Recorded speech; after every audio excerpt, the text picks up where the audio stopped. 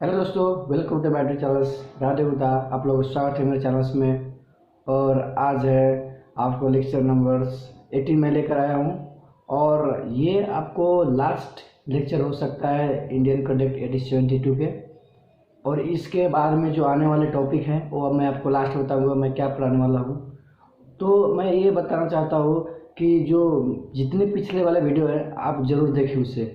और पहले रिक्वेस्ट ये बात है कि जो दोस्तों नए चैनल्स में मेरे चैनल से नए जुड़े हुए हैं, कृपया करके चैनल को सब्सक्राइब जरूर करना। और इसी के साथ मैं आपको ये कहना चाह रहा हूँ कि मैं जो इम्पोर्टेंट क्वेश्चन बताया हूँ उधर एसेंशियल एलिमेंट्स ऑफ कंटेंट के, वो क्वेश्चन आप वीडियो मत मिस करना। और वहाँ पर आप एक एक क्वेश्चन ज़रूर पढ़ के जाना, क्योंकि अब टाइम भी आपको काफ़ी नहीं बचा हुआ है। डेट अनाउंस हो चुका है, आपको सबको पता होगा डेट अनाउंस हो चुका है। इसलिए मैं वो वाले वीडियो में नहीं डाला, इसलिए कि आपको नोटिफिकेशन ऐसे ऐसे चली जाता है। तो और यही मैं कहना चाहता हूँ कि आप अभी से मतलब स्टार्ट कर दें। और ये जितना आपको चाहे तो नहीं बाद में हो सकता है, इसलिए आपको कहते हैं बार बार मैं लेक्चर में यही बोलता रहता हूँ आपको कि देखा करो और उसके बाद आपको खुद से पढ़ा करो।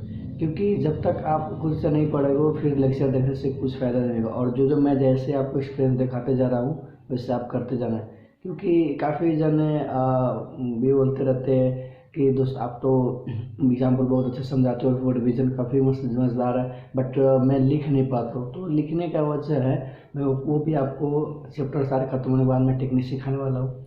जब तक आप कम से कम अपनी पढ़ाई पर फोकस करें और अभी से स्टार्ट करते कि ताकि आगे जाके आपको दिक्कत ना हो। तो आज मैं स्टार्ट करने वाला हूँ। आपको पता ही है लास्ट टॉपिक आपको बचा है यूनिट नंबर 6, जहाँ पर आपको मिलेगा contingent contract and quasi contract किसको बोलते हैं। क्वाजी कंट्रैक्ट आपको मैं फर्स्ट लेक्चर तो नहीं होगा उसमें, शायद सेकेंड में होगा, जहाँ पर आपको मैं समझा चुका हूँ क्वाजी कंट्रैक्ट क्या होता है। कंटीजेंट कंट्रैक्ट आपको अभी नहीं बताऊँगा। बट क्वाजी कंट्रैक्ट में आप बस होता क्या है उतना ही पढ़ रखे। और इसमें वीडियो में आपको सारे, क्योंकि ये टॉपिक आ गया है तो डिटेल में आपको पढ़ना पड़ेगा। इसलिए डिटेल में क्यों पढ़ना पड़ेगा, क्योंकि आपको जो पिछले वाले में सारे बात नहीं दे रखे थे, बस क्वाजी कंटेंट होता क्या है वो समझाए गए थे। इसलिए हम यहाँ पर सारे पढ़ना पड़ेगा। और उसमें क्वाजी कंटेंट में आपको साइलेंस फीचर क्या है, जो पहले बात तो मैं आपको चार्ट के आधारित कभी भी मैं बताता हूँ कि जब तक आपको चार्ट में नहीं बताऊँ फिर आपको समझ नहीं आता है। और चार्ट जब बताता हूँ तो समझ आ जाते हैं कि हाँ इसमें ये पढ़ना है और ये मतलब आगे जाके आने वाले हैं। और इसी के साथ में मैं सोच रहा था कि आपको अगले लेक्चर में ये दोनों कंबाइन करके फोर्थ के एक रहेगा लेक्चर आपको, और फिफ्थ सिक्स जो होगा वो आपको एक ही लेक्चर में मैं कंप्लीट कराऊंगा। ताकि आपको एक ही लेक्चर में मैंने सारे पढ़ा भी दिया था, इसलिए आपको एक ही लेक्चर में दोनों कंबाइन करके फिफ्थ और सिक्स यूनिट के जितने इम्पोर्टेंट ऐसे मतलब पूछ सकता है वो आपको मैं डालूँगा। तो बिजनेस लॉ और एक्सपीरियंस मतलब मेरे पढ़ाने का यही वजह था कि मैं भी काफ़ी मतलब इसमें मेहनत किए गए थे और कैसे पढ़े थे। इसलिए मैं आपको भी ये टेक्निक सिखा रहा हूँ कि ताकि आपको कोई दिक्कत ना एग्ज़ाम हॉल में। जब वहाँ पर आप जाओगे तो वहाँ पर एक भी % दिक्कत नहीं जाने, क्योंकि हाँ आपको याद रहेगा कि मतलब एक दोस्त से मैं कुछ एक्सपीरियंस सीखा था। तो इसलिए मैं आपको यही उम्मीद करता हूँ कि आप मेरे वीडियो देख रहे होंगे और भी आप अपने दोस्तों को शेयर करके उसको भी देखने के लिए बताओ। कि काफ़ी यूट्यूब में तो बहुत सारे लेक्चर डालते हैं, फिर भी अलग अलग टेक्निक और कंसेप्ट हर सर की बताई। अगर आप भी किसी का लेक्चर देखे होंगे वहाँ पर अभी कोई बात ऐसे होता है कि सर सभी नहीं बता पाते और स्किप करते, क्योंकि सर एक्सपीरियंस तो होता है आप काफ़ी हमसे भी ज़्यादा होगा। बट क्या होता है कि जो एक स्टूडेंट और दूसरे स्टूडेंट के जो समझाने का टेक्निक जो होता है वो कुछ बहुत काफ़ी अलग होता है। तो मैं आपको इतना ही कहता हूँ, चलते मैं आपको ले चलता हूँ लेक्चर नंबर 18। और वहाँ पर आपको मैं बता रहा हूँ कि कंटीजेंट कंट्रैक्ट और क्वाजी कंट्रैक्ट क्या होता है। तो मैं PDF के साथ में आपको ले चलता हूँ और लास्ट तक आप ज़रूर देखिए, स्किप मत करना। और ये कितना भी लॉन्ग हो जाए वीडियो आप स्किप नहीं करने वाले हो और सारे लास्ट तक देखना। और ये टॉपिक इतना खतरनाक आपको तरीके से समझाऊंगा और काफ़ी आपको दिमाग में ये आ जाए कि ताकि आपको आगे चल के दिक्कत ना हो। और क्योंकि मैं ये टॉपिक जब पढ़ा था तो काफ़ी मतलब मज़ा आया था पढ़ने में और याद करने में भी, और रटना आपको पड़ेगा दोस्तों ज़रूर, क्योंकि जानते हैं आपको कि अगर जो थ्योरी सब्जेक्ट होते हैं कुछ ना कुछ पॉइंट तो ऐसे होगा कि आपको स्किप कर दे, बट आना ज़रूरी होता है। चलिए मैं पीडीएफ के साथ आपको ले चलता हूँ, वहाँ से आप मेरे लेक्चर के साथ और एक्सपीरियंस के साथ लाभ उठाइए। जब तक वीडियो एंड ना हो तब तक स्किप मत करना। चलिए आपको ले चलते हैं पीडीएफ पर। भाई दोस्तों आपको मैं ले चलता हूँ सीधा पीडीएफ में, और यूनिट नंबर 6 आप देख सकते हो कंटीजेंट क्वाजी कंट्रैक्ट आपको लेकर। और कंटीजेंट और क्वाजी कंट्रैक्ट होता क्या है आपको यहाँ पर एक एक करके मैं आपको बताने वाला हूँ। चलिए ये यूनिट का ओवरव्यू क्या क्या है। पहले बात मैं जब भी आपको लेक्चर जब स्टार्ट करता हूँ तो ये पहले मैं सबसे पहले ये पढ़वाता हूँ, क्योंकि आपको दिमाग में ये आ जाए कि वास्तव में ये पढ़ना आपको है। देख सकते हैं दोस्तों कंटीजेंट कॉन्ट्रैक्ट है और एक क्या है क्वाजी कॉन्ट्रैक्ट है। और कंटीजेंट कॉन्ट्रैक्ट में rules relating to enforcement of contingent contract आपको पढ़ना पड़ेगा। उसके बाद में देख सकते हैं अगले साइड में क्वाजी कॉन्ट्रैक्ट है, उसके नीचे क्या लिखा हुआ है case is deemed as quasi contract. और दूसरी बात कंटीजेंट कॉन्ट्रैक्ट के नीचे आप देख सकते हैं सेकेंड पॉइंट में difference between contingent and wagering agreement. और अदर एसेंशियल इसमें आपको मैं क्या होता है दोस्तों डिफरेंस में कुछ बताया था, आपको याद होगा जरूर, क्योंकि अगर आपको नहीं देख रखे ना वीडियो जरूर देखना, क्योंकि बहुत इंपॉर्टेंट मैं वहाँ पर आपको क्वेश्चन बता रखा हूँ। तो difference between contingent wagering agreement वहाँ पर आपको ये बताया था कि वेजिंग एग्रीमेंट और कॉन्ट्रैक्ट ऑफ इंश्योरेंस पे क्या डिफरेंस है। चलिए दोस्तों कंटीजेंट कॉन्ट्रैक्ट कहते किसको है जब से तो मैं बोला जा रहा हूँ कंटीजेंट कॉन्ट्रैक्ट पढ़ाऊंगा, तो चलिए अब फाइनली आप आ चुके हैं कंटीजेंट कॉन्ट्रैक्ट किसको बोलते हैं। तो नीचे सीधे आइए, डिफिनीशन ऑफ कंटीजेंट कॉन्ट्रैक्ट आपको हाईलाइट में दिख रखा होगा। डिफिनीशन ऑफ कंटीजेंट कॉन्ट्रैक्ट जो हाईलाइट में आपको दिख रहा होगा, सेक्शन 31 इसको डिफाइन करता है। कितने करते हैं डिफाइन, सेक्शन 31 इसको डिफाइन किया गया है। तो पढ़िए आपको क्या लिखा हुआ है, मेरे साथ साथ आप बुक निकाल के जरूर बैठे। कभी भी आप जब मेरा लेक्चर आप देख रहे वहाँ पर आप बुक लेके जरूर बैठें। और क्या लिखा है आप देख सकते हैं, अ कॉन्ट्रैक्ट टू डू और not to do something if some event collateral to such contract does और डज नॉट हैपन। क्या बोला है ध्यान से समझें। बोला है कि होना या ना होना, मतलब कंटीजेंसी और जो आपको मैं ये बताने जा रहा हूँ कि बोलता है ना कि अगर इसने बोला कि हो या ना, मीन्स अगर ये घर में आग लग गई ना तो मैं ये आपको इतने पैसे दूंगा। तो क्या डिपेंड कर रहा है, क्या लगेगा तब, नहीं लगे तो नहीं मिलेगा। उसी को हम क्या बोलते हैं कंटीजेंट कॉन्ट्रैक्ट। यहाँ आपको देख रहा होगा लिखा हुआ है कॉन्ट्रैक्ट टू डू और not to do something if some event collateral such does not happen. तो चलिए एग्जांपल आप देखिए, एग्जाम्पल नंबर 1 में क्या, a contract to pay B to 1 lakh if B house is burned, this is a contingent contract. क्या बोला है, अगर वो घर जल गया ना तो मैं क्या आपको क्या दूंगा 1 लाख रुपये। तो हो भी सकता है, नहीं हो सकता है ना, जरूर थोड़ी कि हाँ घर जल ही जाए। तो वो क्या हो गया कंटीजेंट कॉन्ट्रैक्ट। 2 नंबर आप देख सकते हैं example number 2, makes a contract with B to buy his house for 5 lakhs. If he is able to secure to bank loan for the debt amount, the contract is contingent करना। देखो क्या वाला है कि मतलब घर कितने के मतलब कितने ये बेचने वाला है, ठीक है। मतलब कॉन्ट्रैक्ट किया बी से और बोला है कि 5 लाख के मतलब इसने मतलब खरीदा, इसने बेचा और इसने क्या करे खरीदा। अगर is able to secure to bank, अगर बैंक से लोन क्या है तो उसको फिर हम क्या बोल देंगे कंटीजेंट कॉन्ट्रैक्ट। मतलब हो या ना हो आप ये जरूर मतलब ध्यान रखना। मीनिंग कोलेटरल इवेंट मतलब क्या होता है, देख सकते हैं एक केसेस है, जैसे आप बाल फिरोज पार्लर से जो हाईलाइट के केसेस पढ़ते हैं, जैसे चीना वर्षरम में ये, वो आपको याद हो तो लिखना, नहीं हो तो नहीं। तो ये दोनों वर्ष के ये केसेस हुआ था। और देख सकते क्या लिखा है, define collateral event as event which is neither a performance directly promise as part, मतलब बिना परफॉर्मेंस के क्या डायरेक्ट क्या करते हैं, प्रोमिस करते हैं, nor the whole of the consider for promise. नीचे एग्जांपल आप देख सकते हैं, एग्जांपल से तो आप बेहतर समझते हैं। A contract to pay B रू 1 lakh if B house is burned, वही ऊपर के जो एग्जांपल नंबर 1 में दिया था वही बात आपको फिर दोहराया गया। दिस इज कंटिन्यू, ओके, सबको पता है।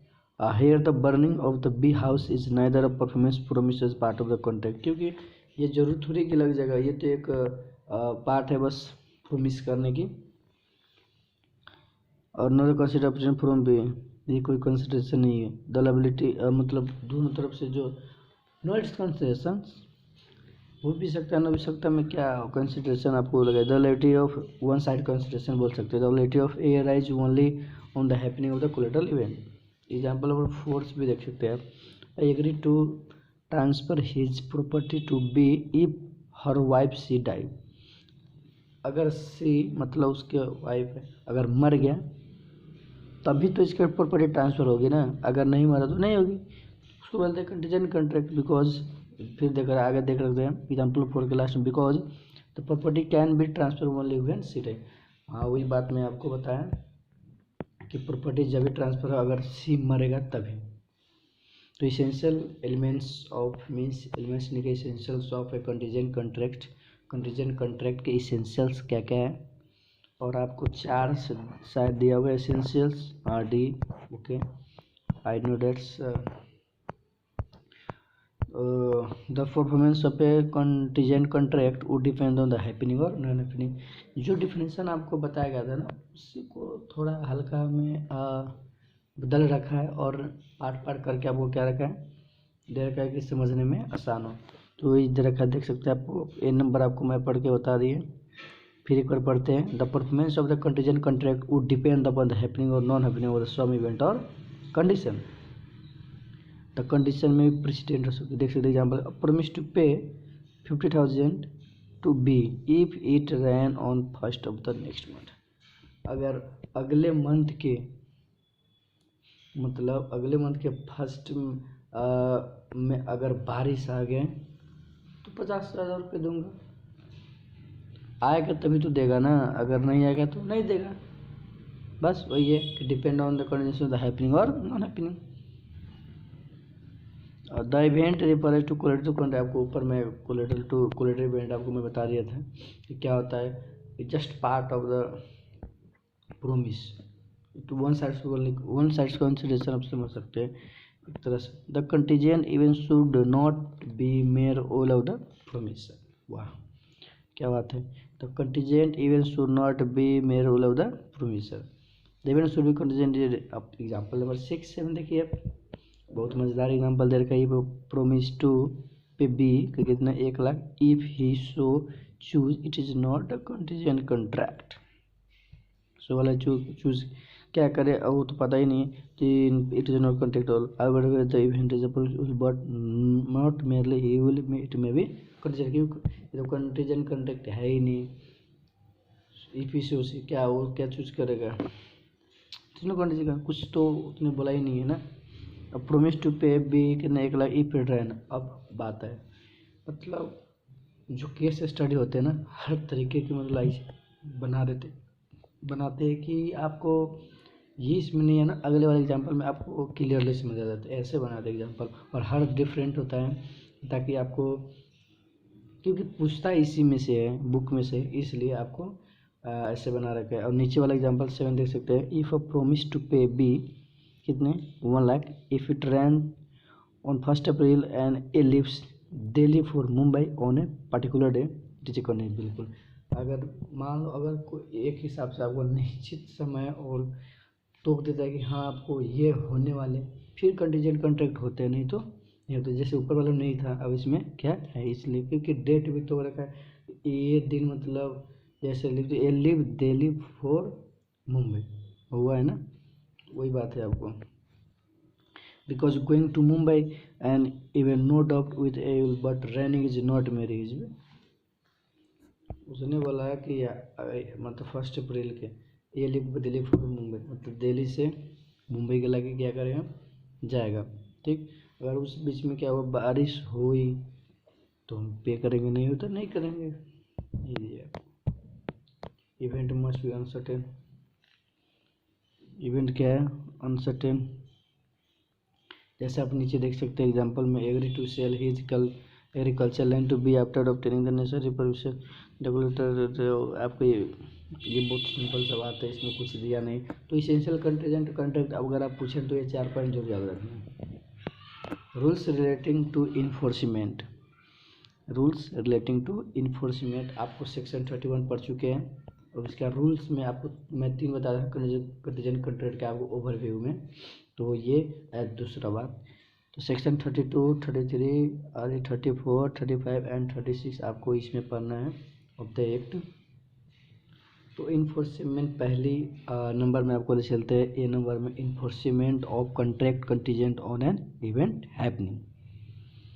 तो आपको इसमें सेक्शन 32 में क्या कहा गया है, पहले तो आप किस में एग्जाम्पल नंबर 9 में एग्जाम्पल के साथ समझेंगे, और इसमें कुछ खास ज़्यादा प्रोविज़न है ही नहीं।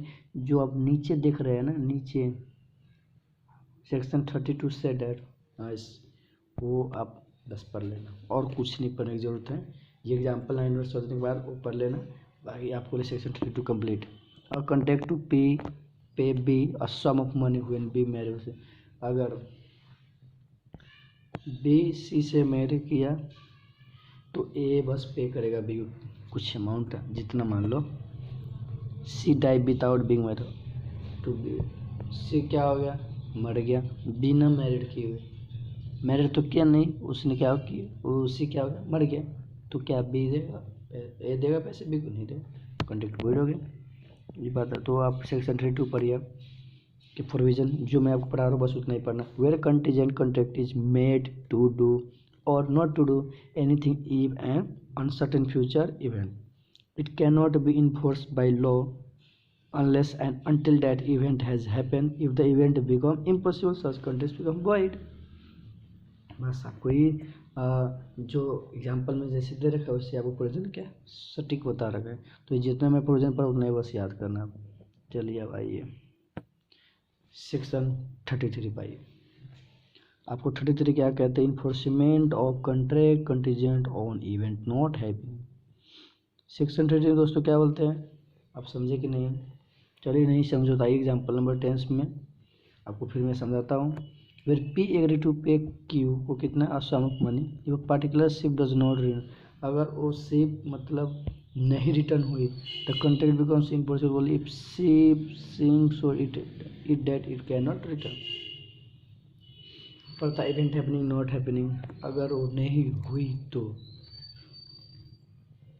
वो बात के बाद सारे में आपको कंटीजेंट कॉन्ट्रैक्ट यही आपको समझाया कि जो बात के बात वाले बताते हैं ना, depend on the contingency, depend होता है एक दूसरे पर, इसको बोलते हैं हम। तो इसलिए ये नॉट इवेंट हैपनिंग, वो अगर नहीं आई तो बड़ा बात है। नीचे आप देख सकते हैं फिर बोला है if certain ship does not return how the ship return back at the contract, अगर वो बैक हो जाए तो क्या कॉन्ट्रैक्ट भूल जाए, अगर नहीं हुआ तो इनफोर्सेबल क्या हो जाएगा, ओनली इनफोर्सेबल हो जाएगा, everything did can not return.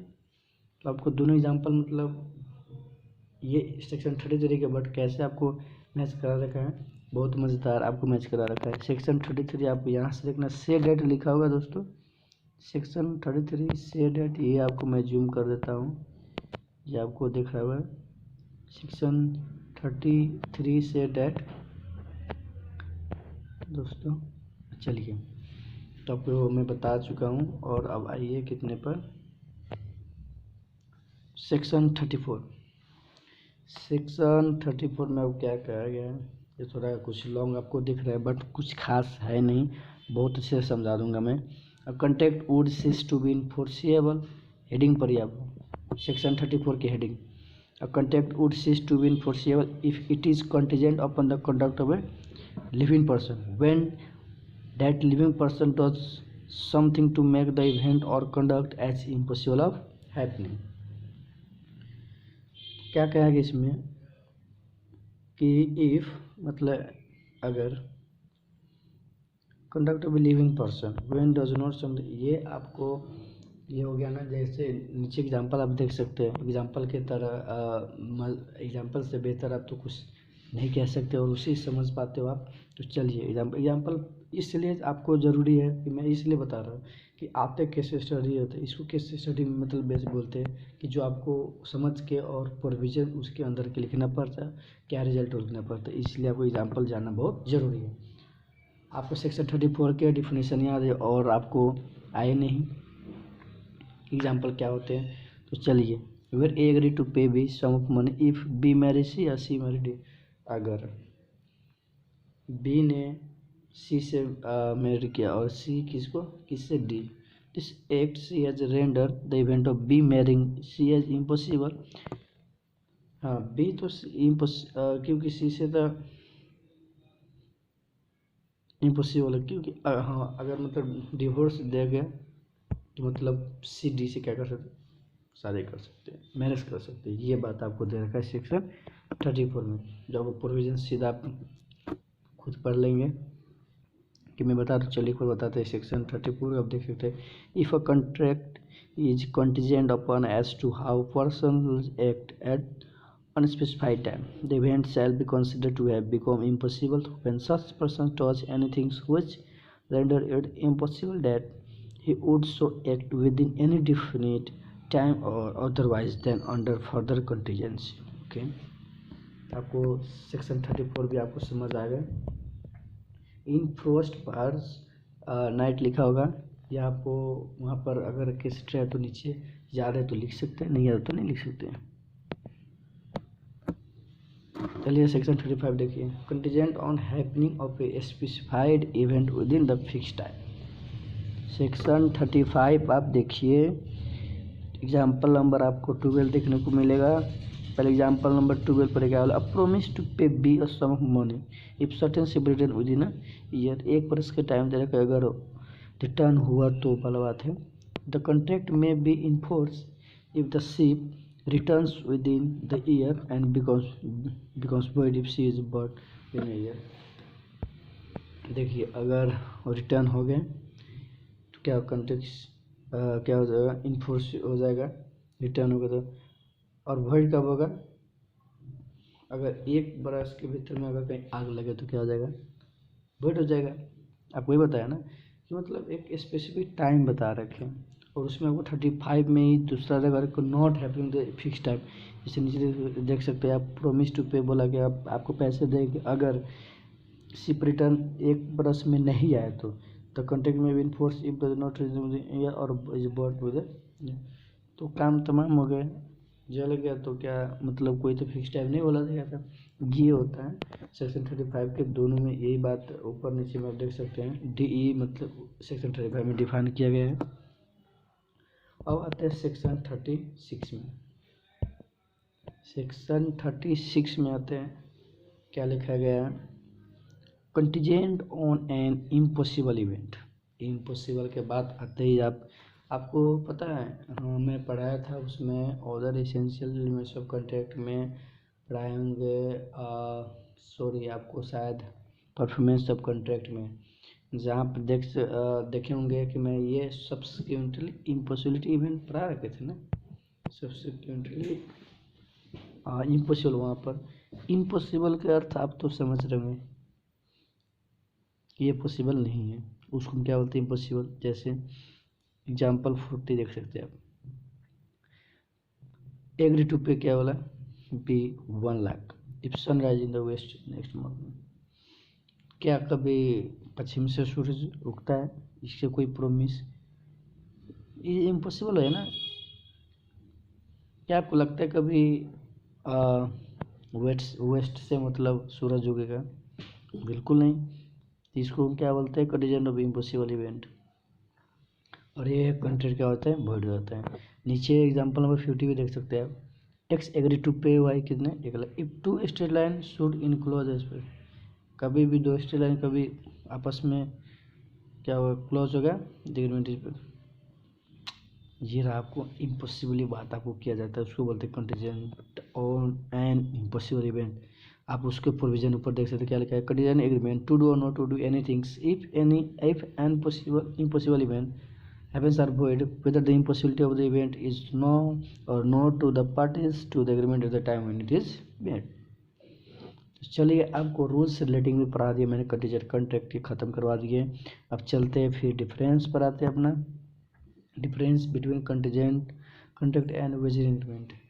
Contingent contract आपको तो बहुत अच्छे तरीके से मैं बता दिया, और वेजिंग एग्रीमेंट जो आप अदर इसेंशियल्स, वहाँ पर एग्रीमेंट पर तो वेजिंग कॉन्ट्रैक्ट है, कोई बात नहीं, अलग हल्का मतलब कुछ तो डिफरेंस होता है। चलिए आपको मैं सॉरी, तो ये रहा आपको डिफरेंस। अगर डिफरेंस में कोई प्रॉब्लम तो आप मतलब पूछ सकते हैं, क्योंकि मैं डिफरेंस इसलिए नहीं पढ़ा रहा हूँ कि काफ़ी अब इसको मैं समझ देखो डिफरेंस तो आपको रखना ही पड़ेगा, अगर कुछ नहीं समझ आ रहा है तो आप पूछ सकते हैं,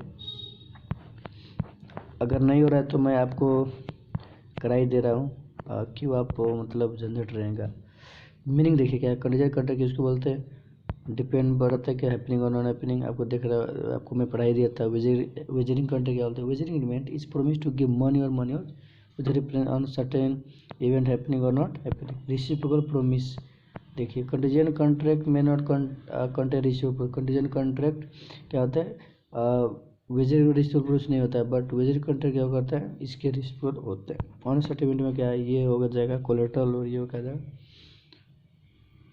अनसर्टेन इवेंट होता है, और core factor. Nature of contract क्या होता है, मे नॉट वेजिंग नेचर और वेजिंग नेचर हो जाएगा। फिर आपको डिफरेंस इफेक्ट आप देख सकते हो नीचे, कंटीजेंट कॉन्ट्रैक्ट क्या होता है, वैलिड होता है, वेजिंग क्या होता है, वॉइड होता है। अब चलिए दोस्तों आते हैं क्वाजी कॉन्ट्रैक्ट, ये आपका लास्ट यूनिट के ये क्वाजी कॉन्ट्रैक्ट आपको लास्ट है, और इसके अंदर के थोड़ा बात है वो भी आपको पढ़ाने वाला हूँ, और उसके बाद ख़त्म हो जाए। क्वाजी कॉन्ट्रैक्ट दोस्तों किसको बोलते हैं, आपको याद होगा, चलिए बोलिए दोस्तों आप सब, क्वाजी कॉन्ट्रैक्ट किसको बोलते हैं, ज़रूर आपको पता होगा। देखिए क्वाजी कॉन्ट्रैक्ट उसको बोलते हैं मतलब बिना पूछे हुए या बिना मतलब एग्रीमेंट किए हुए कॉन्ट्रैक्ट बनता है, आपसे अब क्या होता है, बन जाते कॉन्ट्रैक्ट।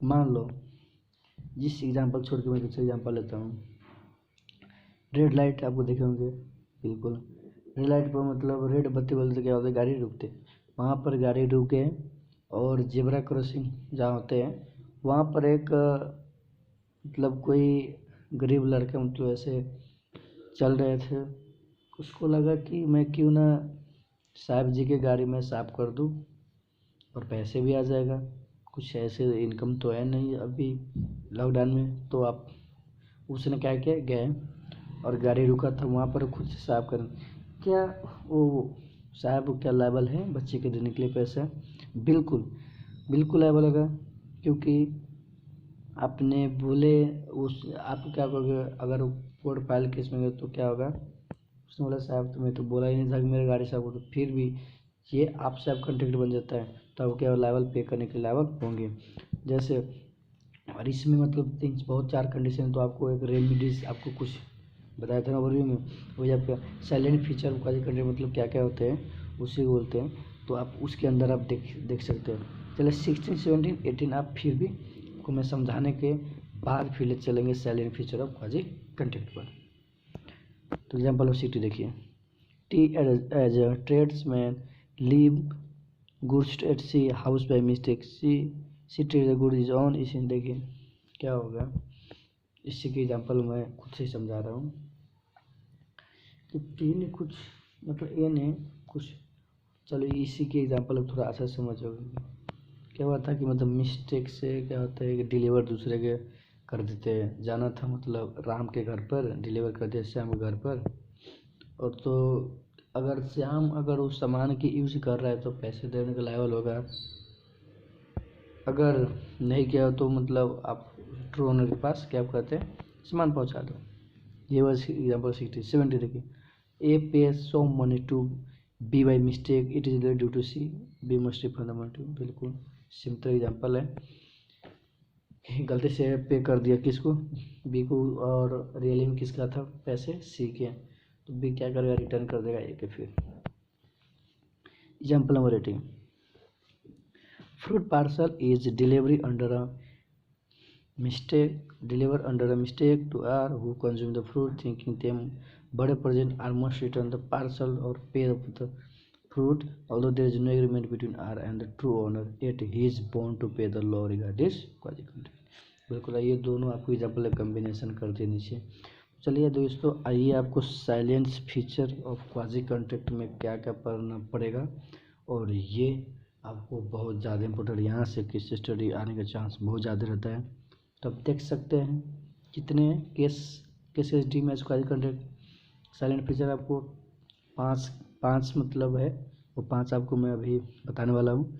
तो एक एक पहले चार्ट के आधार देख सकते हैं क्या क्या लिखा हुआ है। Claim for necessary supplied section 68, payment by an interested person section 69, obligation of person enjoy benefit of non-gratuitous act, responsibility of finder of goods, money paid by mistake or under coercion। ये आपको 68, 69, 70, 71 और 72। आपको चलिए पहले बता दें 68 claim for necessary supplied. Section 68 पर आप आ जाइए, सेक्शन 68 पर आ जाइए जल्दी जल्दी आप भी, और पढ़िए क्या लिखा है। Claim for necessary supply to person incapable of contracting. पहले तो आपको एग्जांपल ही पढ़ाना पड़ेगा। देखिए दोस्तों क्या लिखा है, एग्जांपल पढ़िए। ए सप्लाई बी अ लिवनाटिक और A minor with necessary suitable to is condition in life A is intend to reimburse from B property. मतलब ए ने मतलब बी को सप्लाई कर रहा है, वो पर्सन कहते हैं लिवनेटिक मतलब पागल उगल होता है, तो मतलब अनसाउंड तो माइंड नहीं बोल, फिर मतलब उसी तरह समझ आइए। और अगर माइनर से आप कॉन्टेक्ट कर रहे हैं तो आप क्या कर सकते हैं, रिम्बर्स कर सकते हैं। जो मतलब बी मान लो माइनर था तो क्या कर सकते हैं, उसे हम रिम्बर्स करते फिर वापस कर सकते हैं। तो आप सेक्शन 68 में यही कह गया है, आप प्रोविजन पढ़ सकते हो, वहाँ पर लिखा गया if a person incapable of entering into a contract और anyone who is legally bound to do support is supplied by another person with necessary suitor is condition life the person who has furnished such supply is entitled to reimburse from the property of such incapable person। तो section 68 आप समझ गए होंगे मेरे हिसाब से, बहुत अच्छे से समझाया हूँ। देखो इसमें क्या गया था कि मतलब ए ने ए सप्लाई मतलब बी को सप्लाई किया, वो अगर इनकेस पागल है और अगर माइनर है तो आप क्या कर सकते हैं, रिम्बर्स उसे कर सकते हैं, बस इतना समझना। पेमेंट बाय इंटरेस्टेड पर्सन पर आइए। सेक्शन 69 क्या कहते हैं आपको, सेक्शन 69 आपको क्या कहते हैं वो देखिए आप।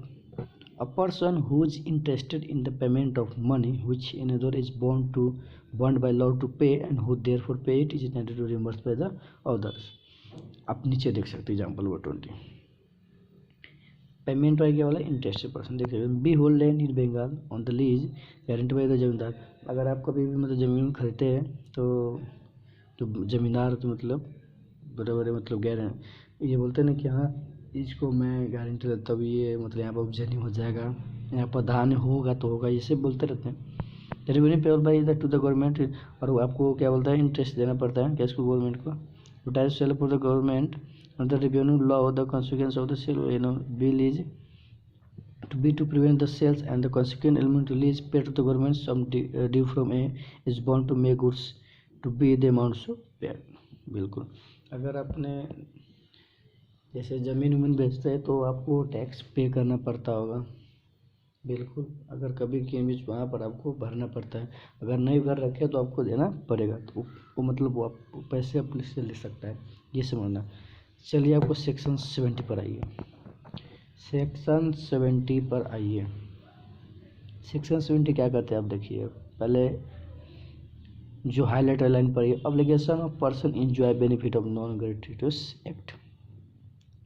सेक्शन 70 क्या कहते हैं, जो आपको एग्जाम्पल नंबर शायद 16 था कितना था, वो आप सेम अब ये सेक्शन पर लागू होगा।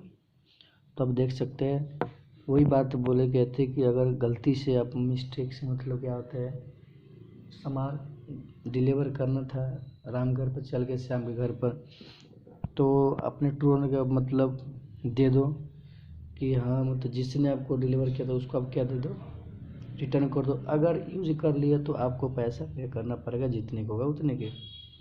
तो आप प्रोविजन पर क्या लिखे हैं, in term of the section 70 of the act, when a person lawfully does anything for another person और deliver anything to him not intending to do so gratuitously and such other person enjoy the benefit thereof, the latter is bound to pay compensation to the former in respect of or to the restore the things done is delivered। और जो आपको नीचे 3 line देख रखा है, 3 point, आप जरूर उसको लिखें, वो भी लिखना बहुत ज़रूरी है।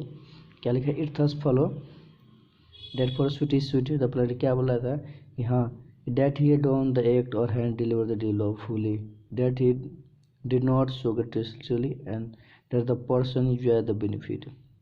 तो अगर ये नीचे वाला याद है तो लिख देना, नहीं है तो बस वहाँ तक आप लिख सकते हैं। तो सेक्शन 70 भी आप बहुत अच्छी तरह आपको मैं समझा दिया। सेक्शन 71 क्या कहते हैं, बहुत ध्यान से आप समझे क्या लिखा है, responsibility of finder of good, persons who finds goods belonging to another and take them to custody.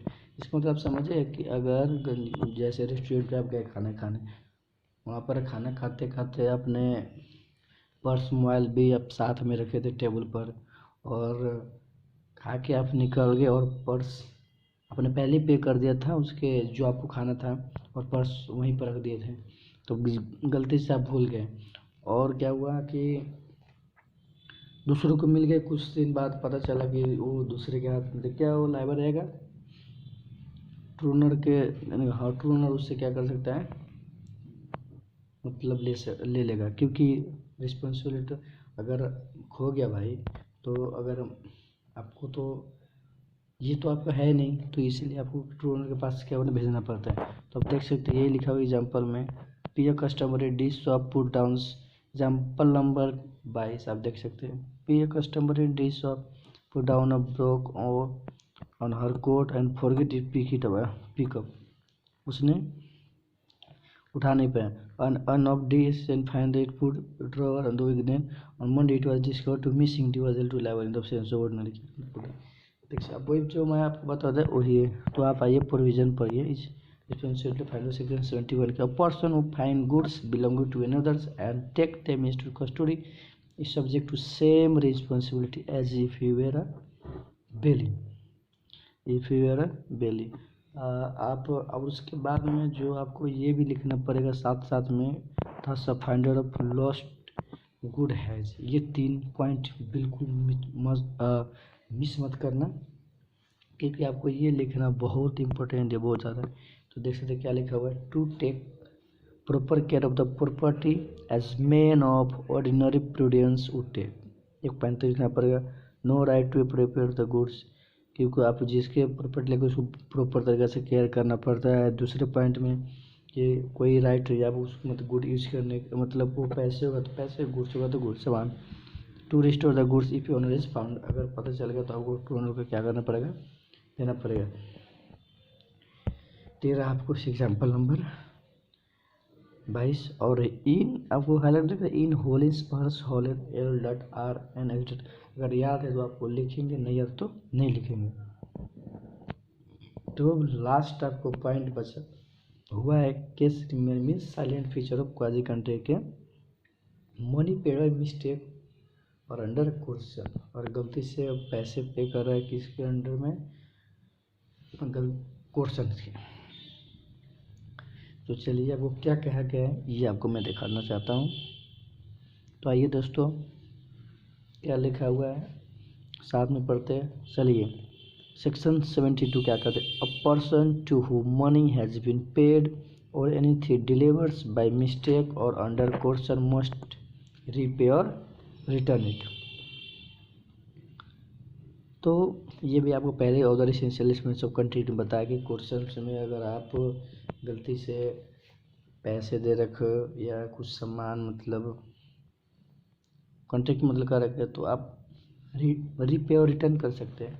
तो ये आपको इसमें बोला गया था। और एग्जांपल नंबर 23 है और ये हाईलाइट में बहुत सारे केसेस मतलब दे रखे हैं। आप बस इतना समझिएगा ना, अगर एग्जाम्पल में सीधा है तो आप क्या कर सकते हैं समझ से। और काफ़ी बार ये मतलब शायद क्या कहा जाए, अब नहीं पूछने को तो नहीं कर सकते, बट काफ़ी ज़्यादा ये जो इम्पोर्टेंट आपको सेक्शन 70, 71 और क्या क्या मतलब है वो एक वीडियो और बनाऊंगा, वहाँ पर आपको दोनों कॉम्बिनेशन में बनाने वाला हूँ, वहाँ से आप ज़्यादा बेहतर समझोगे। और नीचे आप देख सकते हैं difference between quasi contract and contract.